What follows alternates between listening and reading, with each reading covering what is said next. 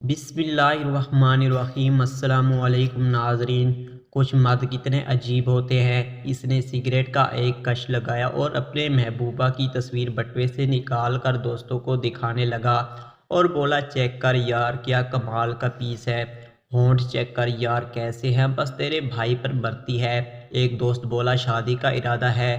تو وہ کہکا لگا کر بولا، نہیں یار، ٹائم پاس ہے، بس تھوڑا انجوائے کروں گا، مستی کروں گا اور پھر چھوڑ دوں گا۔ میں گراؤنڈ میں پاس ہی بیٹھا تھا، اس کی باتیں سن رہا تھا۔ میں اٹھ کر ان کے پاس چلا گیا اور اس لڑکے سے بولا، کیا تم یہاں سب کے سامنے اپنے کپڑے اتار سکتے ہو؟ تو وہ ایک دم سے غصے میں بولا کہ جناب، آپ کا دماغ خراب ہو گیا ہے، میں پاگل ہوں جو سب کے سامنے بے لباس ہو جاؤں؟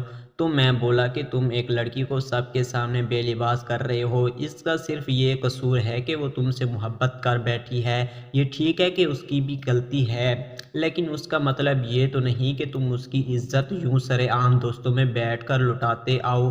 میں یہ کہہ کر وہاں سے پلٹ آیا اور گھر آتے ہوئے سوچ رہا تھا کہ ہم مرد بھی کتنے عجیب ہوتے ہیں۔ عورت کی عزت اپنی نظر سے ہی لوٹ لیتے ہیں اور پھر بھی عورت کو قصوروار ٹھہراتے ہیں۔